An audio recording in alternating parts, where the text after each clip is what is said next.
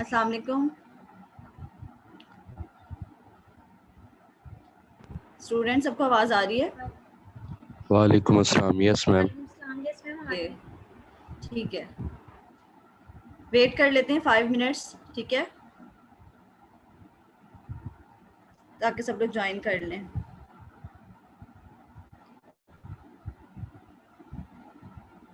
बच्चों, आपका air drop अभी चल रहा है ना?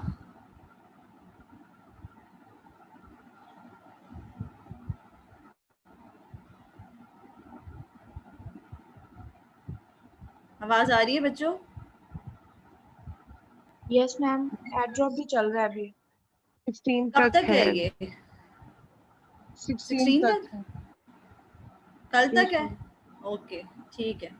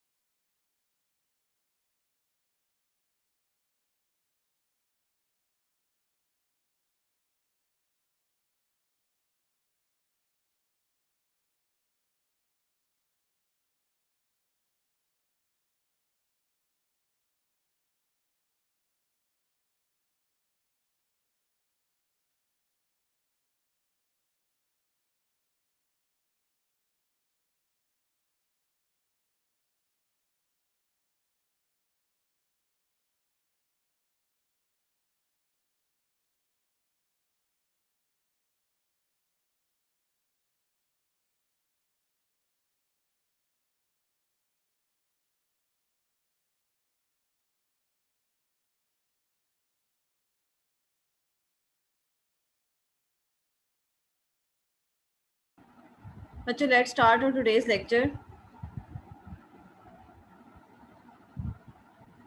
फार्माकोलॉजी 1 पढ़ी हुई है आपने? Yes ma'am. सबको लेक्चर नजर आ रहा है? जी। Yes okay. फार्माकोलॉजी 1 में आपने कौन कौन सी ड्रग्स पढ़ी हुई हैं? क्या क्या कवर कर लिया हुआ है?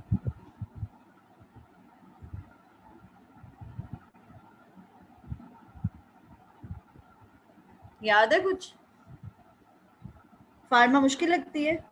यस मैम, मुश्किल लगती है, बहुत ज्यादा मैम। याद नहीं है ज्यादा। इसमें मुश्किल क्या, याद नहीं रहती? इसमें मुश्किल क्या मैम, क्या होता है? मुश्किल इसको मेमोराइज करना? जी मैम सारे बिल्कुल। ड्रग्स बताओ। मिक्स हो जाते हैं। ड्रग्स मिक्स हो जाते हैं? बच्चे मेरी बात सुनो, हर क्लास का एक जो ड्रग्स के नेम्स होते हैं वो सिमिलर होते हैं, उनकी जो एंडिंग होती है। जिस तरह से आज हमने जीआईटी ड्रग्स पढ़नी है, मैं आपको बताऊंगी कि कुछ ड्रग्स जो है उनका जो एंड पार्ट होता है वो एक जैसा होता है। जिस तरह से ये H2 रिसेप्टर ब्लॉकर्स अभी हम पढ़ेंगे, ठीक है? तो आपने मेमोराइज किस तरह करना, आप निमोनिक्स बना लो। निमोनिक्स बनाते हो ना एटमी में? Yes yes ma'am. ठीक है, क्योंकि ये ड्रग्स जो होती हैं वो बहुत इंपॉर्टेंट होती हैं, थ्रू आउट आपकी लाइफ ये काम आती हैं। आपसे कोई भी इंसान फैमिली में पूछ सकता है कि ये ड्रग जो है वो क्या, किस चीज़ की ड्रग है, ठीक है? तो जेनेरिक नेम्स तो डिफरेंट होते हैं, लेकिन जो अंदर जो एक्चुअल जेनेरिक नेम सेम होता है, जो उसका ट्रेड नेम होता है वो डिफरेंट होता है। जैसे ओमेप्राजोल की मैं एग्जांपल अगर आपको दूं, तो ओमेप्राजोल जो होता है वो डिफरेंट नेम से आता है। ओमेगा के नाम से आता है, राइजिक के नाम से आता है, आपने अक्सर यूज की होगी, स्टमक की मेडिसिन है, ठीक है? Yes sir. और हाँ, ओमेगा, ओमेगा के अंदर क्या होता है? मेप्राजोल होता है, ठीक है? राइजिक के अंदर क्या होता है? राइजिक मेप्राजोल कैप्सूल होता है, ठीक है? तो ये जो ड्रग्स हैं, अगर आपसे कोई किसी भी नाम से कोई ड्रग पूछ ले तो आपने उसका जेनेरिक देख लेना है कि उसका जो एक्चुअल जो फॉर्मूला है अंदर वो क्या है, फिर ही आप बता सकते हो कि ये ड्रग जो है वो इस चीज़ के लिए है। समटाइम्स आपको आपके कोई फैमिली में कोई जैसे बुजुर्ग होते हैं, वो आपको एक शॉपर थमा देते हैं कि मुझे बताओ कि इसमें कौन सी दवाई किस चीज़ के लिए, ठीक है? तो आपको ये पता होना चाहिए, इसकी नो हाउ होनी चाहिए। अच्छा, असेसमेंट प्लान जो है वो मैं आपके साथ शेयर कर दूंगी इंशाल्लाह नेक्स्ट वीक, ठीक है? वो मैं अभी बना लूँ तो मैं आपके साथ शेयर कर दूंगी।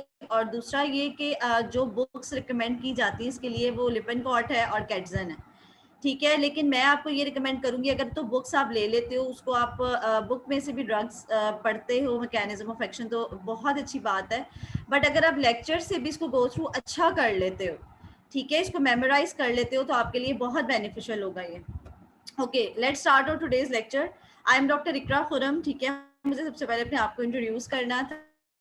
I am Dr. Ikra Khurram and I am MBBS doctor, and from last 1 year I am here. First जो 4 months थी मैंने हॉस्पिटल सुरैया जी में टीच किया था स्टूडेंट्स को, ठीक है? देन मुझे यहाँ पे कोर्सेज मिले ऑनलाइन, जो आपको पता है, जो क्लासेस रही हैं पिछले दिनों, ठीक है? उसमें मैंने जो कोर्सेज पढ़ाए और अब ये मेरा थर्ड, एक तरह से मुझे कोर्स थर्ड टाइम मुझे ये सेमेस्टर दिया गया है, ठीक है? Okay, let's start our today's lecture. आज का जो हमारा लेक्चर है, this is very very important. These are the drugs actually according to related to gastrointestinal tract, ठीक है? सबसे पहले आपको ये पता होना चाहिए कि what is gastrointestinal tract. Physiology पढ़ी हुई है आपने जीआईटी की? Yes ma'am.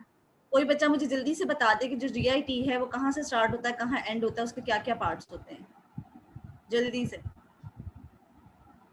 और ये चीज आपकी क्लास पार्टिसिपेशन में काउंट हो रही है, जो जो बच्चे बोल रहे हैं, मैं देख रही हूँ उनको। मैम ओरल मैम कैविटी से मैं बता स्टार्ट दूं? होती है। जी जी, बता दें, हाँ जी। Ma'am oral oral cavity cavity start आती है, होता है। उसके बाद जी, फेरिंग्स आता है, उसके बाद मैम मेरी बात आ रही है मुझे आपकी आवाज, बताएं। ओके। ओरल कैविटी आती है, फिर फेरिंग्स आता है, उसके बाद एसोफेगस आता है, फिर स्टमक आता है, इंटेस्टाइन्स आते हैं, स्मॉल और लार्ज इंटेस्टाइन आते हैं, और उसके बाद रेक्टम आता है। ठीक है, अभी यहाँ पे जिस हमने जो पढ़ना है, this is according to stomach, ठीक है? स्टमक की जो ड्रग्स होती हैं हमने उससे पढ़ना है कि उस स्टमक में सबसे पहले आपको ये पता होना चाहिए कि स्टमक में कौन कौन से डाइजेस्टिव जूसेस जो है वो प्रोड्यूस होते हैं। बच्चे सब अपने आप माइक्स म्यूट कर लें, मुझे किसी की आवाज ना आए, ठीक है? जीआईटी ट्रैक में जो इंपॉर्टेंट ड्रग्स हमने यहाँ पढ़नी है, that is related to stomach, ठीक है? स्टमक में कौन कौन से गैस्ट्रिक जूसेस प्रोड्यूस होते हैं, ठीक है? For the digestion of food, the important, very very important thing is hydrochloric acid, ठीक है? As you all know that the common GIT diseases are like peptic ulcer, बहुत कॉमन है आज today's life में। क्यों? क्योंकि सेडेंट्री लाइफस्टाइल है, food जो है उस तरह से आप बहुत सिंपल फूड नहीं लेते, बारबेक्यू फूड लेते हो, फ्रिजी ड्रिंक्स लेते हैं, ठीक है? जिसकी वजह से क्या होता है, जो acid production of the stomach है वो बहुत ज़्यादा इंक्रीज हो जाती है, हार्ट बर्निंग हो जाती है, एसिडिटी हो जाती है। तो these are all the drugs to inhibit that acidic conditions, ठीक है। ओके, और today's lecture outlines are like drugs affecting GI secretions, laxatives, antidiarrheals, emetics and antiemetics. Now the drugs affecting GI secretions are related to that secretions which are produced in the stomach, ठीक है। और उसमें major hydrochloric acid जो produce हो रहा है stomach में, ठीक है। और हाइड्रोक्लोरिक एसिड क्या करता है, this is the very important acid in the stomach to digest the food, but if it increase in quantity और इसके जो लेवल है वो नॉर्मल से इंक्रीज हो जाए तो that can lead to peptic ulcer diseases, ठीक है। एसिडिटी हो जाती है वहाँ पे, जो स्टमक की वॉल है वो डैमेज होना शुरू हो जाती है, अल्सर्स फॉर्मेशन हो जाती है, ठीक है। And another condition is gastro-oesophageal reflux disease. What is that? Gastroesophageal reflux disease क्या है? रिफ्लक्स का मतलब होता है anti peristaltic movement. Anti peristaltic क्या होती है कि जब स्टमक के कंटेंट्स, स्टमक का जो एसिड है वो फ्लो करता है बैकवर्ड्स इनटू द एसोफेगस और it can lead to scarring of the oesophagus, ठीक है। और अगर आप एंडोस्कोपी पे GERD का पेशेंट देखो, GERD क्या है, GERD, गैस्ट्रोएसोफेजियल रिफ्लक्स डिजीज, तो वो जो एसोफेगस का लोअर एंड है वो सारा स्कार हुआ होता है, ठीक है, स्कारिंग हुई होती है। और ये एक ऐसी कंडीशन है कि अगर ये प्रॉब्लम किसी भी अडल्ट को या किसी भी ह्यूमन बीइंग को रहे तो it can lead to malignant condition in the lower part of the oesophagus, ठीक है। Because oesophagus is not meant for accommodating this kind of acid, ठीक है।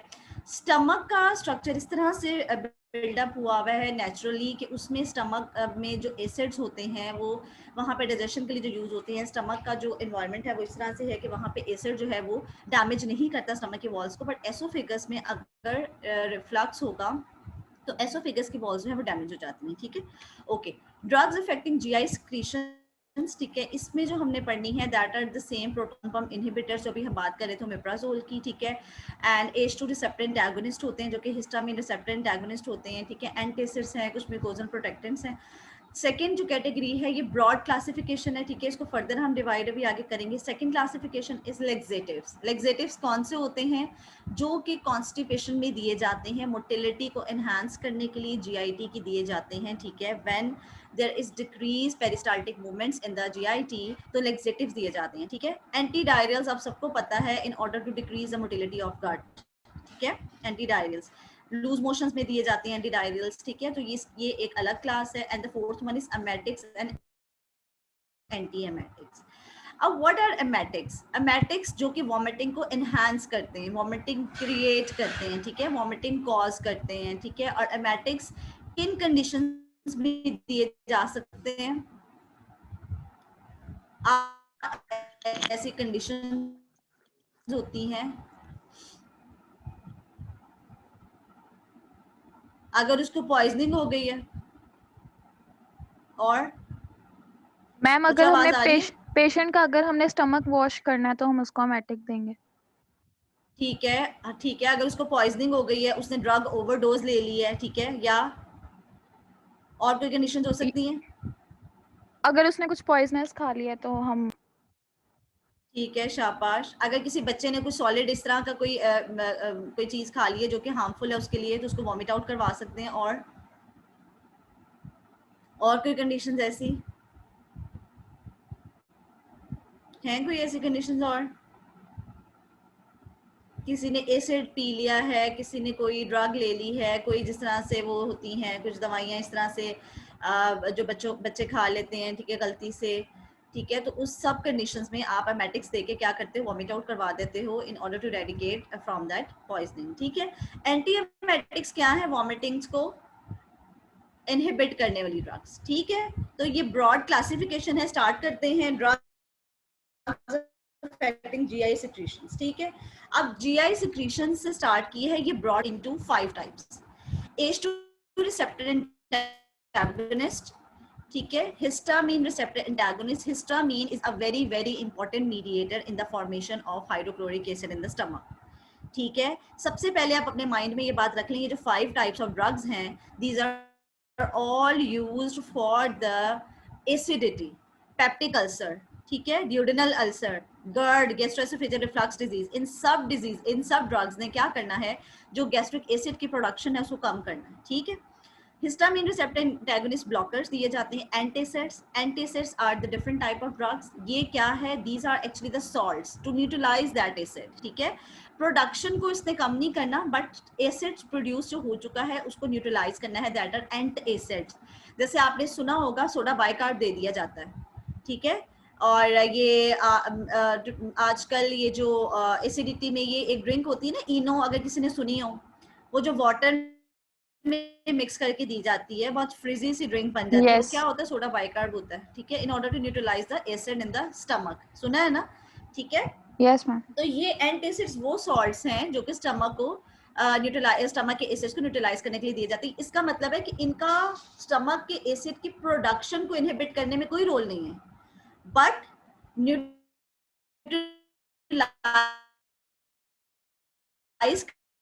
करने में रोल है। और जैसे ही उसका जो इफेक्ट होता है ना एंटासिड का, वो बहुत शॉर्ट टर्म होता है।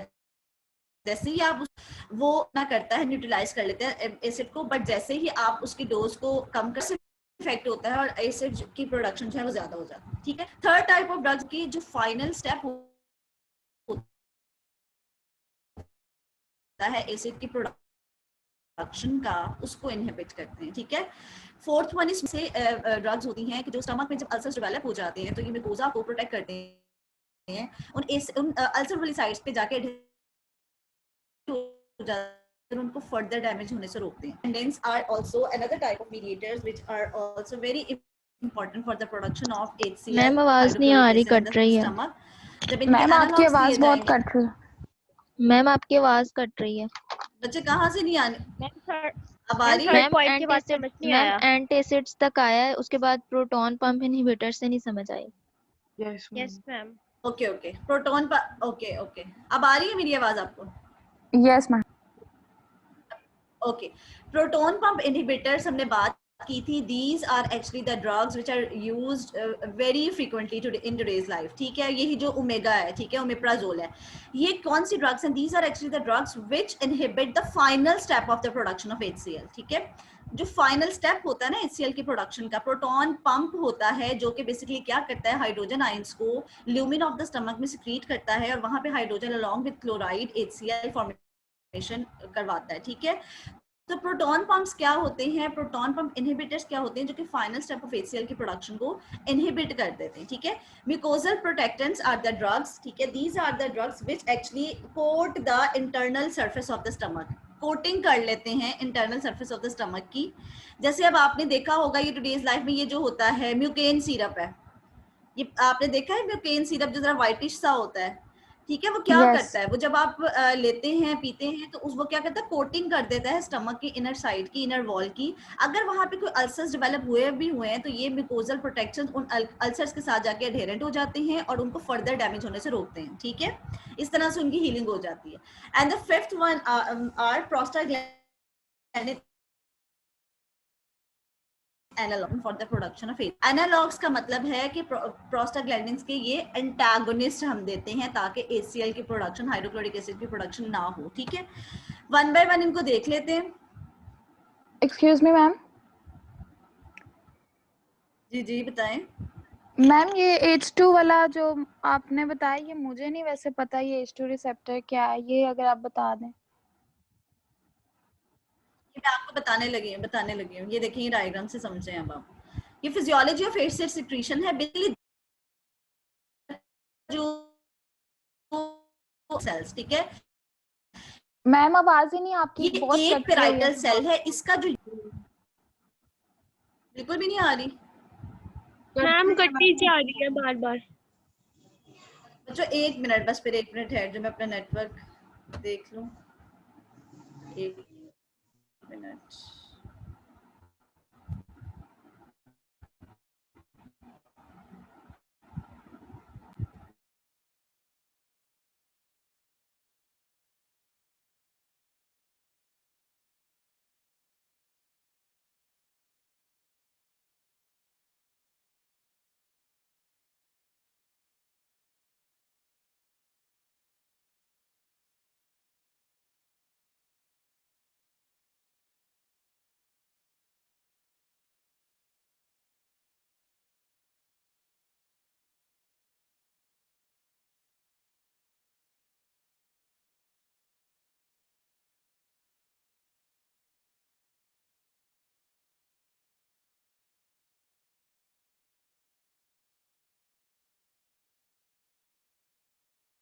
बच्चों अब आवाज आ रही है? Yes ma'am. ओके, यहाँ पे ये समझना बहुत जरूरी है बच्चों। अच्छा, अब यहाँ पे अगर आप फिजियोलॉजी थोड़ी सी देख लोगे तो आपको ड्रग्स का एक्शन पता चल जाएगा, ठीक है। This is the parietal cell. Parietal cells basically क्या होती हैं, जिन्होंने स्टमक के जो इनर जो लाइनिंग है उनको पूरा लाइन किया हुआ है, ठीक है। स्टमक जो इनर जो ल्यूमिन है ना स्टमक का, that lumen is lined bye these parietal cells, ठीक है। अब पेराइटल सेल्स जो है इनकी ये जो साइड है ना, that is towards the lumen of the stomach, ठीक है। And this is actually the basolateral side, ठीक है। बेसोलैटरल साइड पे रिसेप्टर्स होते हैं for these mediators, acetylcholine, histamine, prostaglandins and gastrin, ठीक है। We are talking about here about the H2 receptor antagonist जो कि यहाँ एक्ट करते हैं, क्योंकि ये जो सारे मीडिएटर्स हैं ये अल्टीमेटली इसने क्या करना है, इन्होंने एक्टिवेशन करवानी है प्रोटीन काइनेज की, और जो प्रोटॉन पंप को एक्टिवेट करता है और एसिड की प्रोडक्शन होती है। क्योंकि प्रोटॉन पंप जब वो होगा एक्टिवेट होगा तो हाइड्रोजन आयन जो है वो ल्यूमिन ऑफ द स्टमक में सिक्रीट होंगे और यहाँ पे क्लोराइड आयन के साथ मिलके हाइड्रोक्लोरिक एसिड बना देंगे, ठीक है। तो these are actually the steps जिससे HCl बनता है into the stomach. These are the mediators, acetylcholine, histamine, prostaglandins, E2 and gastrin. We are talking about here about AH2 receptor antagonist, जो कि क्या है, सिमिटिडीन है, रिनिटिडीन है, ठीक है, निजाटिडीन है। These are AH2 receptor antagonist के वो रिसेप्टर के साथ हिस्टामिन को अटैच होने नहीं देते। दूसरा हमने पढ़ा है प्रोस्टाग्लैंडिन एनालॉग। अगर प्रोस्टाग्लैंडिन अटैच नहीं होगा तो ये सारा प्रोसेस नहीं होगा, एक्टिवेशन ऑफ एडिनाइलाइल साइक्लेज नहीं होगी, ATP की फॉस्फोराइलेशन इनटू साइक्लिक AMP में नहीं होगी, प्रोटीन काइनेजेस एक्टिवेट नहीं होंगे, दिस प्रोटॉन पंप जो है वो एक्टिवेट नहीं होगा, और हाइड्रोजन की सिक्रीशन नहीं होगी, which is a very important part for the acid production, ठीक है। HCl जाहिर है हाइड्रोजन ही नहीं होगा तो हाइड्रोक्लोरिक एसिड कैसे बनेगा। ये दो ड्रग्स हमने पढ़नी है, ठीक। और तीसरी ड्रग है omeprazole, that is proton pump inhibitor, जिसका एक्शन है on this pump. This is actually the final step for the production of hydrochloric acid. समझ आ गई इस चीज की? Yes ma'am. ओके, अगर आवाज मेरी बीच में डिस्टर्ब हो जाती है मुझे प्लीज जल्दी से बता देना। मैम ये प्रोटॉन्स प्रोड्यूस नहीं होंगे? बच्चों यहाँ पे बेसिकली हाइड्रोजन प्रोड्यूस होगा और यहाँ पे स्टमक के ल्यूमिन में क्लोराइड आयन के साथ मिलके हाइड्रोक्लोरिक एसिड बनाएगा। मैम थोड़ा स्पीड स्लो कर लें। बच्चे ये 77 स्लाइड्स हैं, अगर तो समझ नहीं आ रही तो मुझे बताओ, और अगर तो आ रही है तो मैकेनिज्म जो है ना थोड़ा बहुत कंफ्यूज कर रहा है, मतलब ऊपर से समझ नहीं आई है। सबसे पहले आप ये देखो, ये पिक्चर है of one parietal cell. Parietal cells are the cells which cover the inner lining of stomach. उसमें हमने एक सेल को पकड़ा है, ठीक है। मैं आपको बता देती हूँ, जैसे कि स्टमक है, इसका ये पोर्शन लिया, स्टमक के अंदर जो म्यूकोजा है वो ऐसे क्रिप्ट्स की फॉर्म में होता है।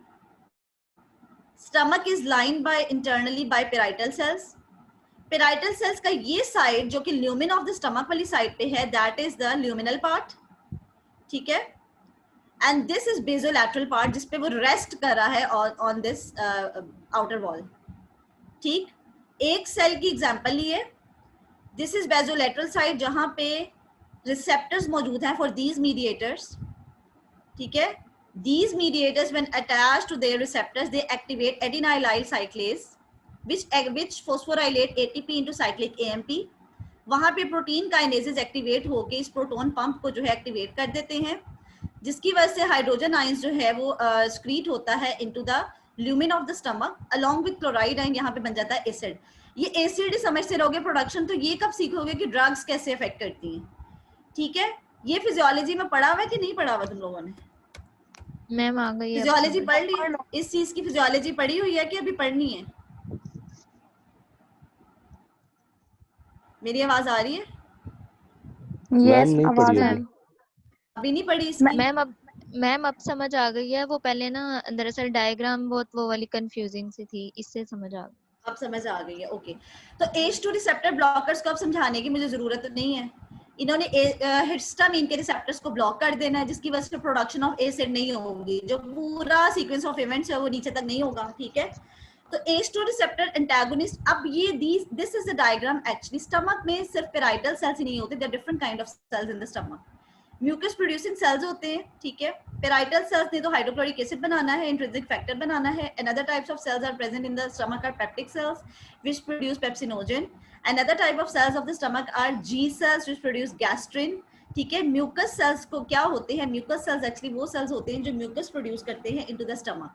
बेसिकली एक बैलेंस मेंटेन्ड है अल्लाह ताला की तरफ से इन द स्टमक कि जो एसिड है और म्यूकस है वो इक्वल अमाउंट में बनता है। जितना एसिड बनता है for the digestion of food उतना ही वहाँ पे म्यूकस प्रोडक्शन होती है, जिसकी वजह से नॉर्मली एसिडिटी नहीं होती, एसिड का लेवल ज्यादा नहीं होता, न्यूट्रलाइज हो जाता है वहाँ पे म्यूकस प्रोडक्शन की वजह से, ठीक है।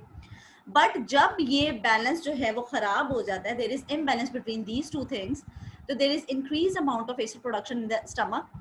एसिड प्रोडक्शन जब ज्यादा होती है तो सिम्टम्स क्या आएंगे, पेप्टिक अल्सर्स हो जाएंगे, स्टमक की अपनी वॉल जो है वो एसिड से डैमेज होने लग जाएगी, एसिडिटी हो जाएगी, रिफ्लक्स होने लग जाएगा, एसोफेगस में सिक्रीशंस आने लग देंगे स्टमक की और एसोफेगस की वॉल्स को स्कारिंग कर देंगी, खराब कर देंगी, ठीक है। Zollinger-Ellison syndrome is a condition in which these H2 receptor antagonists are given because Zollinger-Ellison syndrome is a hypersecretory type of disease. Group of diseases कहते हैं syndrome को, ग्रुप ऑफ डिजीजेस है बेसिकली ये। इसमें हाइपर सिक्रीटरी फेज हो जाती है body में, सिक्रीशन ज्यादा बनने लग जाती हैं, तो उसमें भी H2 रिसेप्टर ब्लॉकर्स दिए जाते हैं, ठीक है। एंटीएसिड्स बता दिया है, इंटरैक्ट करते हैं गैस्ट्रिक एसिड्स के साथ, केमिकल लेवल पे जाके न्यूट्रलाइज करते हैं। प्रोटॉन पंप इनहिबिटर्स, इसमें अब कोई समझने वाली बात नहीं है, प्रोटॉन पंप को इनहिबिट करते हैं, फाइनल स्टेप ऑफ HCl की प्रोडक्शन को रोक देते हैं। ये डायग्राम मैंने आपको समझा दी है। Mucosal protectants are the agent that coat any injured area in the stomach to prevent further injury from acid. Mucaine की एग्जांपल दी थी, कोटिंग कर लेती है स्टमक को। है क्या उसके अंदर, ड्रग कौन सी है, सुक्रालोफेट, ठीक है। ये आगे पढ़ते हैं, ओके। प्रोस्टाग्लैंडिन एनालॉग्स क्या करते हैं, एजेंट्स, ये प्रोस्टाग्लैंडिन एंटागोनिस्ट होते हैं, प्रोस्टाग्लैंडिन की प्रोडक्शन को, उसकी अटैचमेंट विद द रिसेप्टर्स को इनहिबिट करते हैं, जिसकी वजह से ये फर्दर एसिड की प्रोडक्शन को रोकते हैं, ठीक है।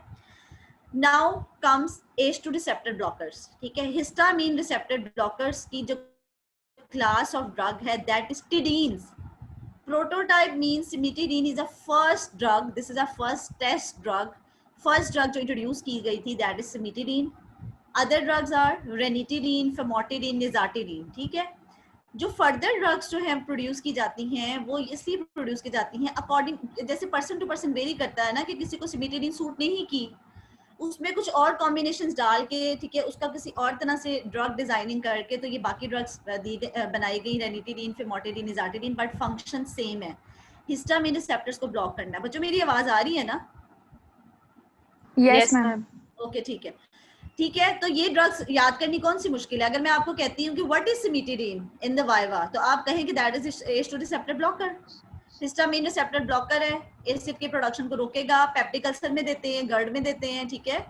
तो ड्रग का एक्शन क्या है, ये ब्लॉक करता है रिसेप्टर को, रिसेप्टर एंटागोनिस्ट है, हिस्टामिन को रिसेप्टर पे अटैच होने नहीं देता, ठीक है, और decrease production of gastric acid करता है, ठीक है।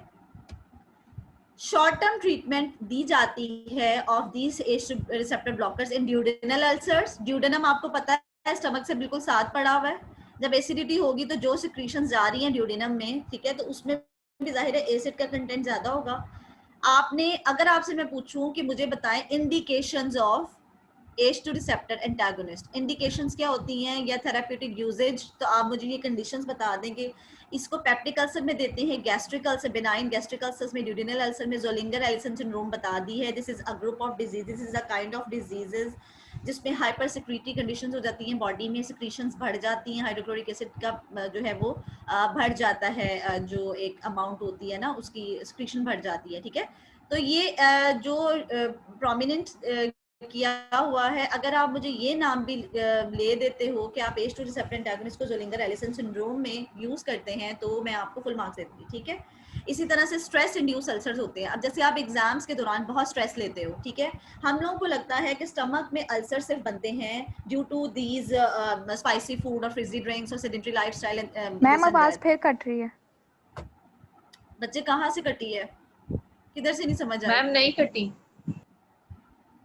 फिर ये जिसकी कटी है ना, तो फिर उसका अपना नेट खराब है। क्या नाम है बच्चे आपका? तहरीम? नहीं मैम अब ठीक है, मैंने नहीं बोला। Okay okay okay. Okay, H2 receptor antagonist किस चीज में दिए जाते हैं? ड्यूडेनल अल्सर्स में, बिनाइन गैस्ट्रिक अल्सर्स में, ज़ोलिंगर एलिसन सिंड्रोम में, स्ट्रेस इंड्यूस अल्सर्स मैंने आपको बताए हैं कि जब आप एग्जाम्स के दौरान बहुत स्ट्रेस ले रहे होते हैं तो आपके स्टमक में अल्सर्स बन जाते हैं, और वो ulcers due to spicy food नहीं होते, due to any other drinks और ये वो उसकी वजह से नहीं होते। जब आप बहुत स्ट्रेस लेते हैं तो आपके स्टमक में स्ट्रेस इंड्यूस अल्सर्स बन जाते हैं। आपने देखा होगा आपको बहुत एसिडिटी होती है, आपको स्टमक में पेन स्टार्ट हो जाती है, ठीक है? तो आपने स्ट्रेस ज्यादा नहीं लेना होता, और ये इसमें भी H2 रिसेप्टर एंटागोनिस्ट बहुत बहुत कारआमद होते हैं, और H2 रिसेप्टर एंटागोनिस्ट दिए जाते हैं स्ट्रेस इंड्यूस्ड अल्सर्स में। अब आपने ये तो मुझसे पूछा नहीं कि आजकल डेली जो रूटीन में जो सिमिटीडीन रेनाटिडीन है वो किस नाम से आती है? ज़ेंटेक खाई है कभी किसी ने? Yes ma'am, prokinetic drug. Yes ma'am. ठीक है, अगर तो आपके पास ज़ेंटेक पड़ी हुई है तो उसके ऊपर देखना है उसका जेनेरिक नेम क्या है और मुझे बताना है। This is the home task, ठीक है? ओके, एक्यूट जीआई ब्लीडिंग में दी जाती है। गर्ड, गर्ड क्या है? रिफ्लक्स डिजीज है, गैस्ट्रो इंटेस्टाइनल रिफ्लक्स डिजीज, जिसकी वजह से स्टमक के कंटेंट्स रिफ्लक्स होके एसोफेगस में चले जाते हैं। Relief of symptoms of heart burn, heart burn का जो वर्ड है, टर्मिनोलॉजी है, वो यूज की जाती है hyper acidity of the stomach के लिए, ठीक है? एसिड इंडाइजेशन जो है इसमें दिया जाता है, ठीक है? ओके, प्रिकॉशंस, कॉन्ट्राइंडिकेशंस आपने किन पेशेंट्स में ये नहीं देनी? एलर्जी है जिन्हें, प्रेगनेंसी में नहीं देनी, लैक्टेशन में नहीं देनी, रीनल डिसफंक्शन में, हेपेटिक डिसफंक्शन में नहीं देनी।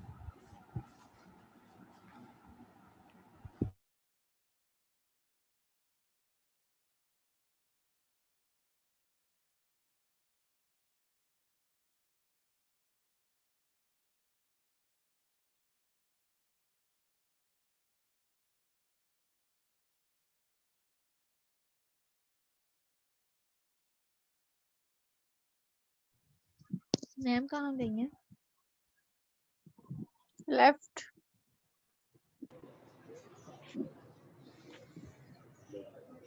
मैम कहाँ गई हैं?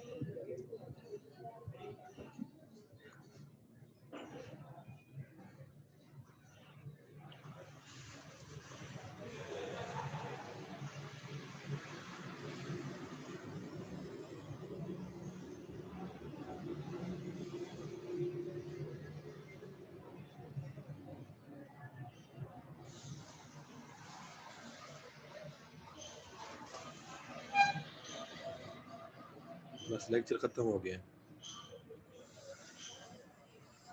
नहीं मैम, रिकनेक्ट कर लेंगे दोबारा। मुझे लग रहा है मैम का वो हो गया है, मैम की लीव कर गई हैं, क्योंकि अभी 45 मिनट्स पड़े हैं। हाँ ना, अभी काफी टाइम है। फर्स्ट डे है वापिस आएंगी मैम। 77 स्लाइड्स पूरी करनी है। 71 है, 77 नहीं है। चलो आप 70 भी पढ़ लो, बड़ी बात। हमारी तो बस होगी इधर। मैम बहुत तेजी से जा रही है। मैम ऐसे ही जाती है। चलो कोई बात नहीं, हमें भी फास्ट चलना पड़ेगा। हम इतने फास्ट नहीं है, आप ज्यादा फास्ट हो। कोई बात नहीं, हमारे साथ रहेंगे तो हो जाएंगे। मैम आ गई हैं।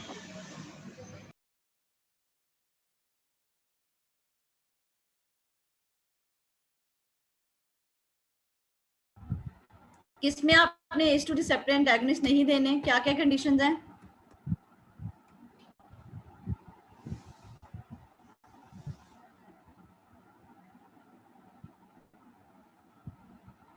आवाज आ रही है?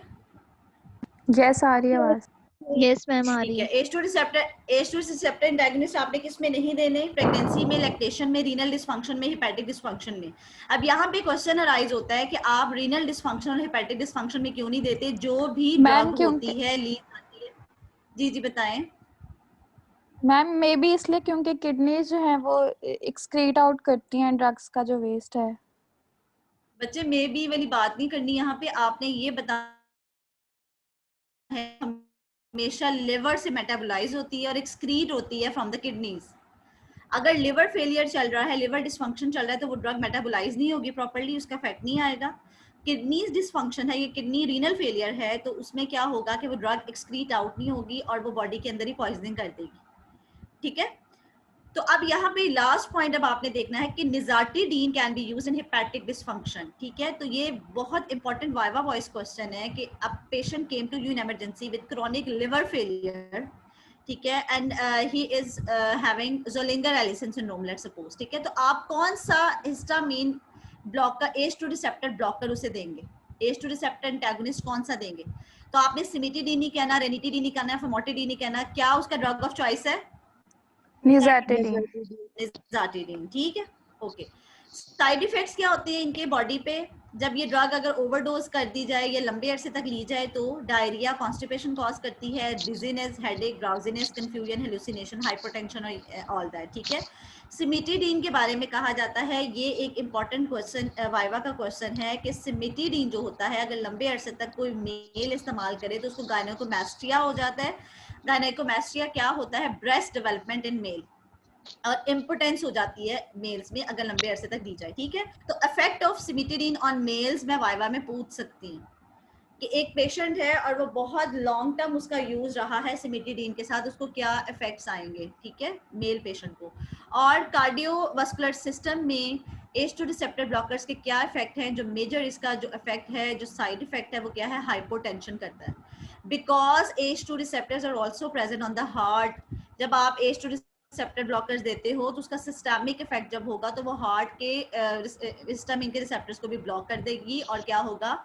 हाइपोटेंशन हो जाएगी, ठीक है, ब्लड प्रेशर जो है वो कम हो जाएगा। तो these are all the important points. किन ड्रग्स के साथ आप H2 रिसेप्टर एंटागोनिस्ट नहीं देते? उन ड्रग्स के साथ उसका रिएक्शन हो सकता है। दीज आर द ड्रग्स, ये जो नीचे ड्रग्स लिखी हुई है, एंटीकोएगुलेंट्स, फेनिटोइन, अल्कोहल और एंटी डिप्रेसेंट्स, ठीक है। This is another viva voice question, ये आप स्क्रीनशॉट लेते जाएंगे, इसको लिखते जाएं कहीं, कि वाइवा के पॉइंट ऑफ व्यू से बहुत इंपॉर्टेंट है, ठीक है। क्यों नहीं दे सकते? क्योंकि जो H2 रिसेप्टर एंटागोनिस्ट हैं वो स्लो कर देते हैं एक्सक्रीशन ऑफ दीज ड्रग्स, ठीक है। Now comes antacids. एंटासिड्स आपको मैंने बताया है न्यूट्रलाइज कर देते हैं एसिड को at the chemical level and they are actually the salts. Antacids are the different kind of salts like aluminium salts, calcium salts, ठीक है। एल्यूमिनियम हाइड्रोक्साइड होते हैं, calcium carbonates, magnesium, milk of magnesia के नाम से आता है, सोडियम बाइकार्ब्स, ठीक है, मेगलग्रेट, ठीक है। These are all the antacids. Systemic effects जो होता है एंटासिड्स का, these are two antacids which are having a systemic effect, sodium bicarb and sodium citrate and alkalosis करते हैं ये, ठीक है।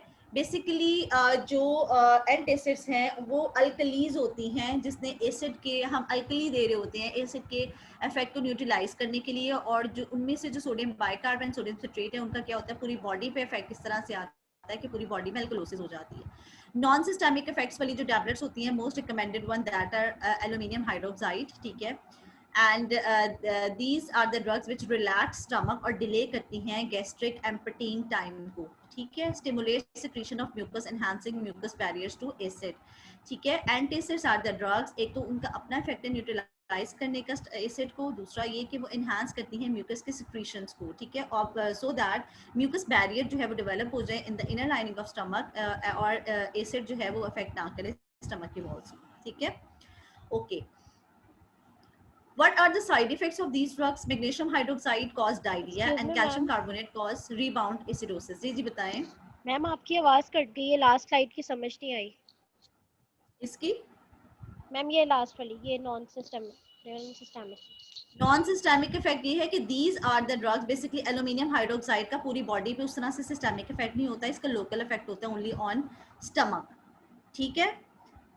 ये रिलैक्स करती है स्टमक को, डिले करती है गैस्ट्रिक एम्पटिंग टाइम को, स्टिमुलेट करती है म्यूकस की प्रोडक्शन को। जब म्यूकस की प्रोडक्शन ज़्यादा होती है तो एक बैरियर डेवलप हो जाता है on the inner wall of the stomach, और एसिड की वजह से जो डैमेज होता है वो नहीं होता, ठीक है, okay. The side effects of antacids are magnesium hydroxide which cause diarrhoea and calcium carbonate cause rebound acidosis. Rebound acidosis क्या होता है? When you give calcium carbonate for the time being stomach acid is neutralizes, but after the cessation of that drug या after the जब आप उस drug को देना जो है वो बंद कर देते हैं तो क्या होता है? रीबाउंड एसिडोसिस हो जाती है, दोबारा से एसिड की प्रोडक्शन स्टार्ट हो जाती है। What is the drug action? These agents act to neutralize the acidic pH in the stomach and they do not affect the rate of gastric acid secretion. यहाँ पे this is the very important point कि these antacids actually does not have any effect on the production of acid. ठीक है, they can only have effect on the stomach acid by neutralizing it. ठीक है, सिर्फ वो stomach के acid को neutralize करते हैं but production को वो कम नहीं करते. The administration of antacids may cause an acid rebound. सबसे बड़ा जो इसका साइड इफेक्ट होता है वो क्या होता है कि जैसे ही आप एंट एसिड को देते हो इसका सडन इफेक्ट आता है और जैसे ही आप इसको रोक देते हो रिबाउंड एसिडोसिस हो जाती है. ठीक है, okay. Symptomatic relief of upset stomach associated with hyperacidity करता है. This is the main drug action. And hyper acidic conditions भी दिया जाता है लाइक पेप्टिक अल्सर में, गैस्ट्राइटिस में, एसोफेजाइटिस में and hiatal hernia. Okay, now what are the precautions of antacid use. ये तो आपने आंखें बंद करके कह देना है कि आपने एलर्जी कंडीशन में नहीं देने. ठीक है, नहीं देना कोई भी किसी किस्म का जो जीआई ये जो ड्रग्स हैं. ठीक है, दूसरा non allergy is a clear contraindication. ठीक है, caution should be instituted if used in electrolyte imbalance, GI obstruction and renal dysfunction. किन कंडीशंस में आपने एंटीसिड्स नहीं देने? इलेक्ट्रोलाइट इम्बैलेंस में. क्यों? क्योंकि ये मजीद इलेक्ट्रोलाइट इम्बैलेंस कर देगी, क्योंकि इसमें तो है ही सॉल्ट्स. एल्यूमिनियम हाइड्रोक्साइड है, सोडियम बाइकार्बोनेट है, कैल्शियम कार्बोनेट्स है, मैग्नीशियम हाइड्रोक्साइड है, तो ये मजीद इलेक्ट्रोलाइट इम्बैलेंस कर देंगे. जीआई ऑब्स्ट्रक्शन में नहीं देने. अगर जीआईटी में ऑब्स्ट्रक्शन होगी तो ये जो सॉल्ट्स हैं वो एक्सक्रीट आउट नहीं हो सकेंगे. Same is the case with kidney. If there is renal failure, renal dysfunction, तो आपने एंटासिड्स नहीं देने क्योंकि एक्सक्रीट आउट नहीं होंगे और बॉडी के अंदर डिपॉजिट हो जाएंगे. ठीक है, ओके. इनका अब्रप्ट इफेक्ट होता है एंटासिड्स का और सस्टेन एक्शन होते हैं, बट इसका जैसे ही आप एंटासिड्स को जो है वो स्टॉप कर देते हैं तो क्या होगा? रिबाउंड एसिडोसिस हो जाएगी. Okay, aluminium hydroxide have low onset long duration effect and magnesium hydroxide and soda bicarb is fast onset and short duration effect. ठीक है, तो ये उनके इफेक्ट्स लिखे हुए हैं, किसका लॉन्ग टर्म इफेक्ट है, किसका शॉर्ट टर्म इफेक्ट है, तो ये इफेक्ट्स आपको पता होने चाहिए. Okay, antacids can be taken orally and act locally in the stomach. And what are the effects of the drugs? Drugs के साइड इफेक्ट्स क्या हैं? डायरिया कॉज करती है, कॉन्स्टिपेशन. ठीक है, फ्लूइड रिटेंशन. फ्लूइड रिटेंशन क्यों होती है? जब आप सोडियम बाइकार्बोनेट देंगे तो सोडियम जब भी बॉडी के अंदर जाता है तो उसकी वजह से वाटर बॉडी में रिटेन हो जाता है. ठीक है, रीबाउंड एसिडिटी होती है इससे. ठीक है, अगर आप बहुत ज़्यादा डोज में दे देते हैं तो अल्कोलोसिस होगी. ठीक है, जो कि सिस्टमिक अल्कोलोसिस सिस्टमिकली पूरी बॉडी पे हो सकती है. ठीक है, अगर कैल्शियम सॉल्ट आप बहुत ज़्यादा अमाउंट में दे देते हैं तो हाइपरकैल्सीमिया हो सकता है. ठीक है, now comes the proton pump inhibitor. These are the very very very important drugs.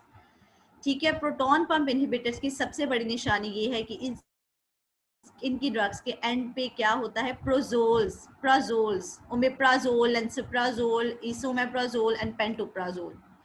ठीक है, टिडीन्स हैं H2 रिसेप्टर एंटागोनिस्ट, प्राजोल्स हैं प्रोटॉन पंप इनहिबिटर्स. अगर आपको जीआईटी ड्रग्स में ये दो ही आते हैं तो भी आपका बहुत अच्छा काम चल जाएगा एग्जाम में.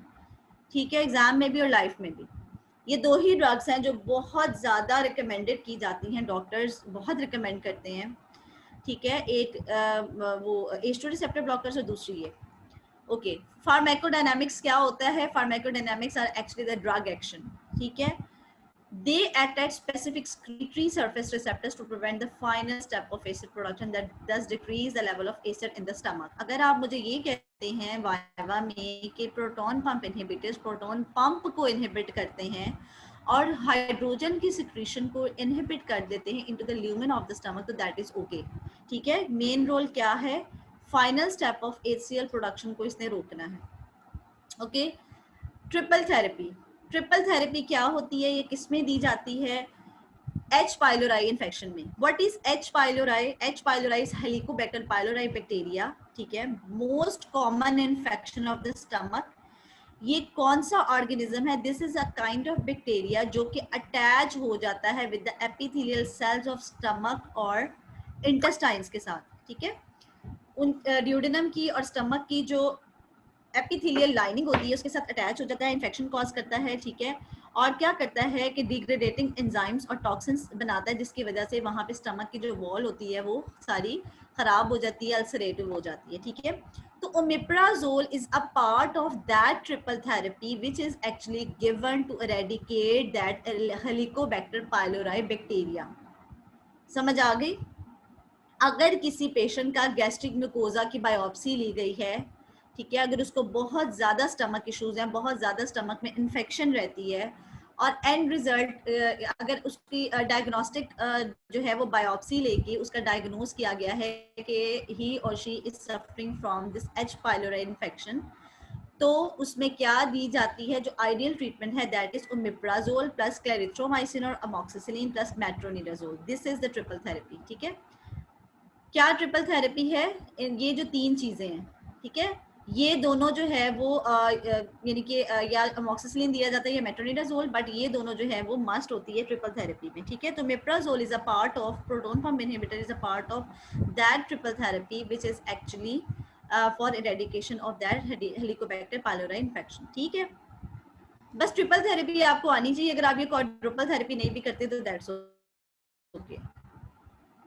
ठीक है, अब आपने ये देख लेना है कि what are the clinical uses of proton pump inhibitors. आपने आंखें बंद करके स्टमक की डिजीजेस का बता देना है कि ये गर्ड में दे सकते हैं, ड्यूडेनल अल्सर्स में, पेप्टिक अल्सर्स में। ठीक है, मेंटेनेंस थेरेपी भी दी जाती है इसकी फॉर एरोसिव डिसऑर्डर्स। एरोसिव डिसऑर्डर्स क्या होते हैं? ये जो एरोजन्स हो जाती हैं अल्सर्स के बाद, ये जो एरोड हो जाती है लाइनिंग जीआईटी की, तो उसमें भी ये दिए जा सकते हैं। ठीक है, and the precautions are the same. Allergy reactions में आपने नहीं देने, प्रेगनेंसी में आपने नहीं देने। Okay, What are the side effects of proton pump inhibitor? Dizziness, headache, asthenia, vertigo, insomnia, apathy, diarrhea, abdominal pain, nausea, vomiting, dry mouth. These are all the side effects. Respiratory effect क्या होते हैं? कफ होती है, stuffy nose, hoarseness, epistaxis. ठीक है, तो हर drug का कोई ना कोई साइड इफेक्ट जरूर होता है। ठीक है, तो these are all the side effects of proton pump inhibitors and these are very very important. ठीक है, वाइवा में सिर्फ आपसे 2 ही ड्रग्स पूछी जाएंगी, H2 receptor antagonist and proton pump inhibitor। इनके मैकेनिज्म ऑफ एक्शन भी आने चाहिए, इनके साइड इफेक्ट्स भी आने चाहिए, इनकी कॉन्ट्राइंडिकेशंस भी आनी चाहिए। ठीक है, what are mucosal protectants? Mucosal protectants are actually the agents. जी जी बताएं मैम, ये एपिस्टेक्सिस क्या होता है और हॉर्सनेस? एपिस्टेक्सिस क्या होता है आपको नहीं पता? नो। हेमेटोमेसिस क्या होता है?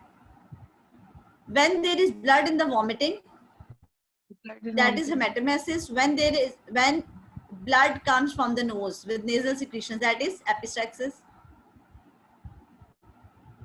ठीक है, और एक कंडीशन होती है melaena, the blood in the stool. Okay बच्चों, ये छोटी छोटी टर्मिनोलॉजीज अगर आपको नहीं आती तो आप कैसे आगे बढ़ोगे? और ये चीजें तो मेरा ख्याल है आप लोग पढ़ चुके हुए हो कि नहीं? फिजियोलॉजी में ये तो बड़ी एक वो है, सिंपल सी चीज है रेस्पिरेशन में। Okay, mucosal protectant sucralfate है। सुक्रल फेट क्या करता है? These are actually the agents which protect the eroded ulcer sites in the GIT from further damage by acid and digestive enzymes. ठीक है, ये कोटिंग कर लेते हैं इनर साइड की, ठीक है, स्टमक की, और क्या करते हैं ये फर्दर डैमेज होने से स्टमक को इनहिबिट करते हैं। ठीक है, एक्शन ऑफ ड्रग क्या होता है? सेम पेप्टिक अल्सर्स में, ड्यूडेनल अल्सर्स में दिए जाते हैं। ठीक है, एंड द क्लिनिकल यूज इसका वही एनसेड्स इंड्यूस गैस्ट्राइटिस क्या होता है? व्हेन आप जो पेन किलर्स हैं वो for the very long time आप पेन किलर्स लेते हैं और इसकी वजह से जो गैस्ट्राइटिस हो जाता है, जो गैस्ट्रिक वॉल्स हैं वो सारी अल्सरेटेड हो जाती हैं, इरोडेड हो जाती हैं, that is NSAIDs induce gastritis. तो ये चीज़ अब यहाँ पे एक नई है। अगर मैं आपसे पूछूं कि जो म्यूकोजल प्रोटेक्टेंट्स हैं, ठीक है, सुक्रलफेट, उसका कोई मुझे क्लिनिकल यूज बता दें तो this is the clinical use. ठीक है, एनसेड्स इंड्यूस गैस्ट्राइटिस में दिया जाता है, ड्यूडेनल अल्सर और पेप्टिक अल्सर में तो दिए जाते हैं। ठीक है, स्ट्रेस अल्सर्स मैंने आपको बता दी, oral and oesophageal ulcers due to radiation, chemotherapy और स्क्लेरोथेरेपी। ठीक है, precautions on the use of sucralfate, आपने किन कंडीशंस में सुक्रलफेट नहीं देने? ठीक है, not given to the patient with allergy reactions, allergies में नहीं देने, रीनल फेलियर में, डायलिसिस जिनके हो रहे होते हैं उनको नहीं आपने देना। ठीक है, because of buildup of aluminium में अगर if use with aluminium containing products. ठीक है, क्यों? सुक्रलफेट को जो है कॉम्बिनेशन ऑफ एल्यूमिनियम के साथ दिया जाता है तो समटाइम्स एल्यूमिनियम का लेवल बॉडी में बढ़ जाता है। ठीक है, तो फिर वो एक्सक्रीट आउट नहीं होगा अगर आप रीनल फेलियर के पेशेंट्स में देंगे। म्यूकोजल प्रोटेक्टेंट्स के जो साइड इफेक्ट्स हैं, कॉन्स्टिपेशन, नोजिया, वॉमिटिंग, डायरिया, ठीक है, डिस्कम्फर्ट, ड्राई माउथ, सीएनएस पे डिजीनेस और ड्राउजीनेस करता है। ठीक है, ओके, ड्रग इंटरेक्शंस, किन ड्रग्स के साथ इनके रिएक्शंस हो सकते हैं, उनके साथ आपने इनको नहीं देना, फेनिटोइन, फ्लोरोक्विनोलोन्स, ठीक है, पेनिसिलामीन्स, इन सब ड्रग्स के साथ आपने इनको नहीं देना।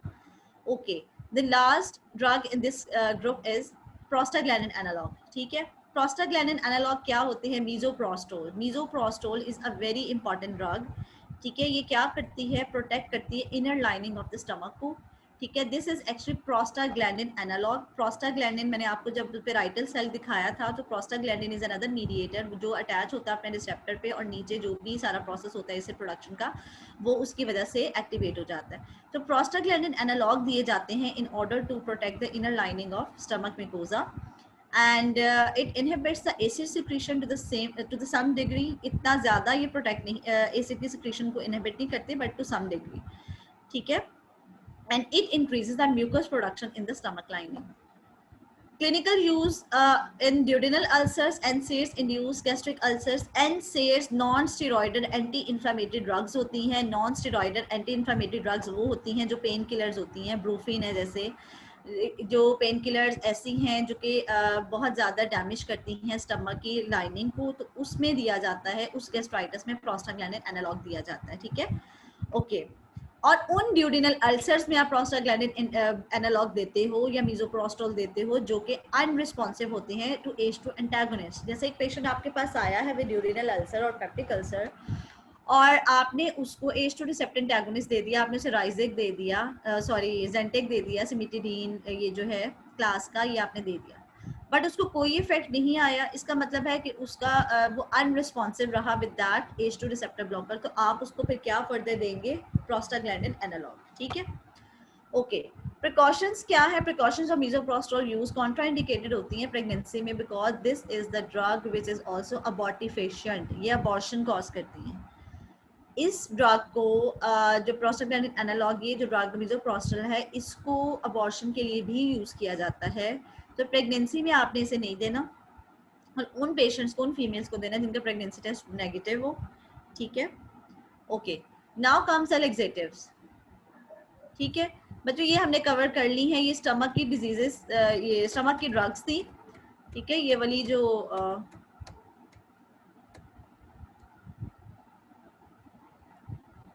ये जो पूरी क्लास थी ना, ये वाली, ठीक है, ड्रग्स अफेक्टिंग जीआई सिक्रीशंस, ठीक है। These are the 5 types of drugs जो हमने कवर कर ली हैं। अब जो ब्रॉडर क्लासिफिकेशन थी हमारी वो कौन सी थी, उसमें हमारे नेक्स्ट जो थी वो लेक्सेटिव्स हैं, फिर एंटीडायरल्स हैं, एमेटिक्स हैं, एंटी एमेटिक्स हैं, ठीक है, ओके। लेक्सेटिव्स क्या होते हैं? लेक्सेटिव्स वो होते हैं कि जो इन्हांस करते हैं मोटिलिटी ऑफ द गट को, कॉन्स्टिपेशन में दिए जाते हैं, ठीक है। Therapeutic indications of laxatives are short-term relief of constipation, preventing of straining in conditions chronic heart failure, post MI, postpartum and post-op। आपको पता है पोस्ट ऑपरेटिव पेशेंट जो होते हैं उनको कहा जाता है कि आपके जैसे अगर अब्डोमिनल सर्जरी हुई है तो उसमें स्टिचेस लगे हुए हैं और आपने बहुत स्ट्रेन नहीं करना तो उनको लेक्सेटिव दिए जाते हैं ताकि वो स्टूल इजीली पास कर लें, ठीक है। Preparation for diagnostic examination, removal of poison और टॉक्सिन्स में दिए जाते हैं और एंटी हेलमिंथिक थेरेपी के साथ दिए जाते हैं। एंटी हेलमिंथिक थेरेपी क्या होती है? ये जो जिनके पेट में कीड़े होते हैं, ठीक है, तो उनको लेक्सेटिव्स क्यों दिए जाते हैं? ताकि वो एवैक्यूएट कर दें, वो जो है ऑर्गेनिज्म जो है वो एवैक्यूएट कर दें थ्रू स्टूल, ठीक है। कॉन्ट्राइंडिकेशंस क्या है लेक्सेटिव्स की? लेक्सेटिव्स की समझ आ गई है क्या होते हैं? यस मैम, ठीक है। अपेंडिसाइटिस, डायवर्टिकुलाइटिस और अल्सरेटिव कोलाइटिस में जो है ये कॉन्ट्राइंडिकेटेड है। Common side effects, diarrhoea. Obviously जब हम लेक्सेटिव दे रहे हैं और अगर आप बहुत लंबे अरसे तक देते रहते हो या बहुत हाई डोज में दे देते हो तो डायरिया कॉज करेगा, क्योंकि लेक्सेटिव का काम ही है कि उसने गट की मोटिलिटी को इंक्रीज करना है। एब्डोमिनल क्रैम्पिंग करते हैं, nausea, fluid and electrolyte imbalance, sympathetic reaction में sweating, palpitations, flushing and fainting हो जाती है। कैथार्टिक डिपेंडेंस हो जाती है। कैथार्टिक डिपेंडेंस क्या होती है कि जब आप किसी पेशेंट को लेक्सेटिव देना शुरू कर देते हो तो वो उस पर इतना डिपेंडेंट हो जाता है कि जब तक आप उसको लेक्सेटिव नहीं देते वो स्टूल पास नहीं कर पाता, ठीक है। General use to increase the passage of colonic contents, ठीक है। These are all the laxatives, dietary fibres हो सकते हैं, मैकेनिकल स्टिमुलेंट्स होते हैं, लुब्रिकेंट्स होते हैं, ऑस्मोटिक एंड सलाइन लेक्सेटिव्स होते हैं, ठीक है। बल्क फॉर्मिंग लेक्सेटिव्स होते हैं, क्लासेस है, ऑस्मोटिक लेक्सेटिव्स होते हैं, ये आपने देख लेने हैं इनके नेम्स, ठीक है। स्टूल सॉफ्टनर्स होते हैं, जिस तरह से ये है डेक्यूसेट है, ठीक है, these are stool softeners. Stimulant laxatives होते हैं, बिसैक्रोडिल बहुत ज़्यादा ड्रग दी जाती है, ठीक है, डॉक्टर्स देते हैं। ये स्टिमुलस, ये इस तरह का स्टिमुलेंट इसका इफेक्ट होता है कि जिससे जो है वो कॉन्स्टिपेशन रिलीव हो जाती है। ठीक है। लुब्रिकेंट लेक्सेटिव्स होते हैं जो कि ऑयल बेस्ड होते हैं, ठीक है, जो कि लुब्रिकेट करते हैं जीआईटी की लाइनिंग को, और जिससे जो है वो स्टूल पास इजीली पेशेंट कर लेता है, ठीक है। Now comes the antidiarrheals. Antidiarrheals are the agents used to calm the irritation of gut for the symptomatic relief of diarrhea, ठीक है। एंटीडायरियल्स जो होते हैं वो कब दिए जाते हैं? जब गट की मोटिलिटी पेरिस्टाल्टिक मूवमेंट बहुत ज्यादा हुई होती है, ठीक है। क्लिनिकल इंडिकेशन इसकी क्या होती है? Relief of symptoms of acute and chronic diarrhoea, reduction of faecal volume discharges from the ileostomies. Ileostomy क्या होती है? समटाइम्स जब गट की सर्जरीज होती हैं तो गट का कुछ पार्ट बाहर स्किन के साथ इस तरह अटैच कर दिया जाता है कि उसमें से मोशन पास होता है। तो ऐसे पेशेंट्स को ताकि वो हर वक्त वहाँ से मोशन ना पास हो या वहाँ से ना निकले, उनको एंटीडायरियल्स दिए जाते हैं। Prevention and treatment of travellers diarrhoea, ठीक है। कॉन्ट्राइंडिकेशंस क्या होती है? Contraindications actually the terminology used कि आपने किन कंडीशंस में ये चीज़ नहीं देनी। अब अगर पॉइजनिंग हुई होगी किसी पेशेंट को और आप उन्हें एंटीडायरियल्स दे देते हो तो जो उसका पास ऑन होना है पॉइजन वो अंदर बॉडी की ही रह जाएगा, ठीक है। तो पॉइजनिंग में आप नहीं देते, ड्रग एलर्जी में, जीआई ऑब्स्ट्रक्शन में, एक्यूट एब्डोमिनल कंडीशंस में। Okay, side effects are constipation. Obviously antidiarrheals देने हैं तो कॉन्स्टिपेशन हो जाती है, sometimes nausea, vomiting, abdominal distension, discomfort, toxic megacolon. Megacolon का क्या मतलब होता है कि समटाइम्स जब आप एंटीडायरियल्स देते हैं तो जो स्टूल है वो पास नहीं होता और अंदर ही पड़ा रहता है, जिसकी वजह से जो कोलन होता है लार्ज इंटेस्टाइन उसका साइज बढ़ जाता है, ठीक है, मेगाकोलन बन जाती है। Okay, oral rehydration salts, oral glucose, electrolyte solution. Sometimes जब आपको डिहाइड्रेशन हो जाती है डायरिया की वजह से तो आप ओरल रिहाइड्रेशन सॉल्यूशंस यूज़ करते हो या फिर ड्रिप्स के फॉर्म में पेशेंट को दिए जाते हैं ताकि उसका फ्लूइड बैलेंस जो है वो फ्लूइड इलेक्ट्रोलाइट बैलेंस जो है वो मेंटेन हो जाए, ठीक है। ओके बच्चों, एंटीमोटिलिटी एजेंट्स ये आपने अगर एक एक दो दो याद करनी है इसमें से तो आप कर लें। एंटीडायरियल ये टेबल अगर कर लेते हो वेल एंड गुड, ठीक है। लोकल रिफ्लेक्स इनहिबिटर्स होते हैं, कुछ लोकल एंटीमोटिलिटी होती है, कुछ सेंट्रली एक्टिंग एजेंट्स होते हैं, ये टेबल ही आप कर लें एंटीडायरियल्स का, ठीक है। Okay, now emetics. Emetics are the agents which cause vomiting. Emetics की क्लासिफिकेशन है phenothiazines and non phenothiazines, anticholinergics, serotonin receptor blockers and miscellaneous, ठीक है। तो ये जो आपने पूरी ये दीज आर एंटीएमेटिक्स। एंटीएमेटिक्स की क्लास याद कर लेनी है। एमेटिक एजेंट एक ही आईपीकैक सिरप। आईपीकैक सिरप क्या करता है? इरिटेट करता है जीआई म्यूकोजा को और वॉमिटिंग कॉज करता है। Emetic vomiting causing agents, एंटीएमेटिक्स vomiting inhibiting agents, ठीक है। ओके, कॉन्ट्राइंडिकेशंस क्या होती हैं? आपने कोरोसिव केमिकल्स की इंजेक्शन में नहीं देना। आप अगर किसी पेशेंट ने एसिड पी लिया है, अगर आप उसे एमेटिक दोगे वॉमिट आउट करवाने के लिए तो वापस जब वो एसिड आएगा बाहर तो दोबारा से ये पूरी जो एसोफेगस और माउथ है ये दोबारा से क्या हो जाएगा? बर्न हो जाएगा। तो कोरोसिव केमिकल्स वाली जो पॉइजनिंग होती है उसमें आप नहीं देते एमेटिक्स, ठीक है। इंजेक्शन ऑफ पेट्रोलियम प्रोडक्ट्स में नहीं देते, या ऐसे पेशेंट्स में नहीं देते जो अनकॉन्शियस होते हैं, कन्वल्सिंग पेशेंट्स होते हैं, क्योंकि अनकॉन्शियस जो पेशेंट होता है अगर उसको आप वॉमिट आउट करवाओगे तो उसका जो वॉमिटिंग का वो कंटेंट है वो उसके लंग्स में जा सकता है, ठीक है, और ये एक इमरजेंसी बन सकती है। साइड इफेक्ट्स क्या होते हैं इसके? Nausea, diarrhoea, GI upset, CNS, depression, cardiotoxicity, ठीक है, large amount are absorbed in the body. Antiemetics are the agents which inhibit vomiting, act locally or centrally. These are the classes of antiemetics. अगर आप phenothiazines, non-phenothiazines, anticholinergics और यही याद कर लेते हैं 5 तो it's okay, ठीक है।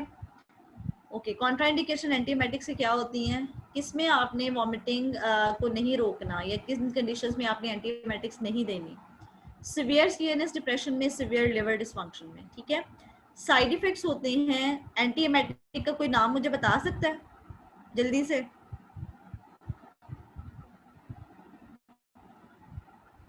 बच्चों सो गए हो? मैम अभी याद नहीं है। मोटिलियम नहीं खाई कभी? Yes ma'am. वॉमिटिंग को रोकने के लिए, और जल्दी से बता दो एक और नाम। मैम वो भी है एक ग्रेविनेट। ग्रेविनेट, शाबाश। और बताए एक बच्चा एक और नाम बता दे बस, फिर हम आगे मूव करते हैं। मैम दो ही खाई हैं बस। ऑनसेट इंजेक्शन कभी लगा ड्रिप में? Yes ma'am, yes ma'am. Onset, yes ma'am. शाबाश। साइड इफेक्ट्स क्या होते हैं इनके? ठीक है, आपको कभी ऐसा फील हुआ है कि ऑनसेट इंजेक्शन या ग्रेविनेट इंजेक्शन लगा हो तो आपको ड्राउजीनेस हुई हो, डिजीनेस हुई हो, वीकनेस, ट्रेमर, डिहाइड्रेशन, इस तरह की? Yes ma'am. शाबाश।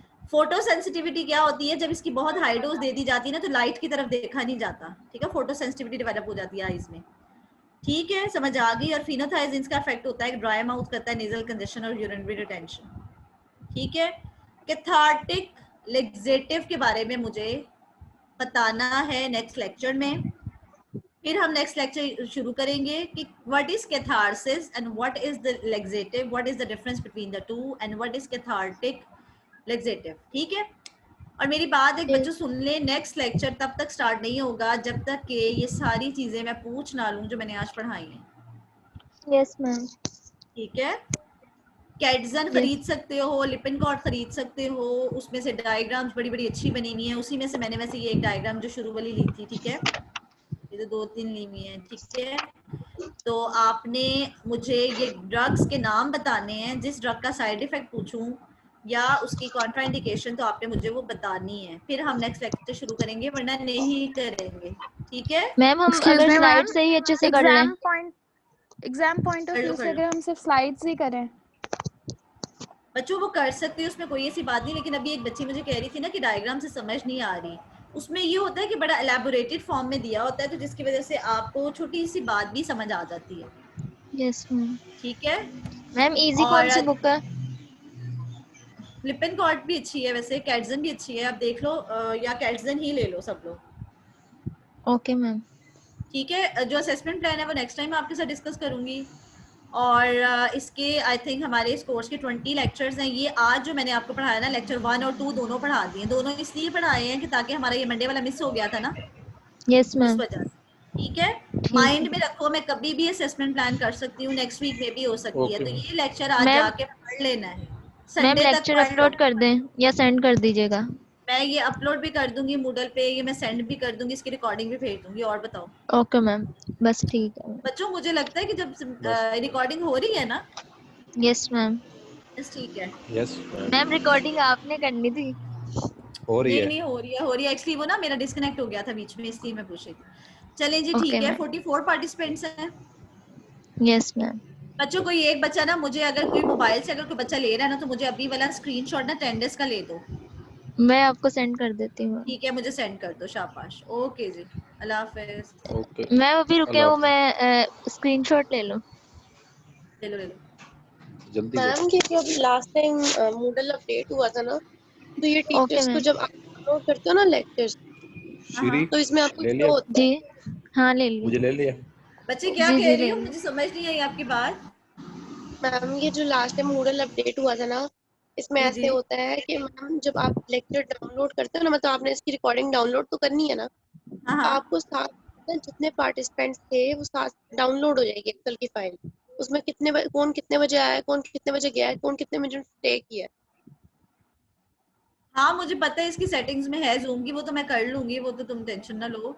बट ये है कि एक attendance at the end of the class मुझे मैंडेटरी थी कि मुझे पता हो। 44 स्टूडेंट्स है। अभी आपकी जो स्ट्रेंथ है ना, वो टोटल 70 है मेरे पास जो शो हो रही है ये पोर्टल पे।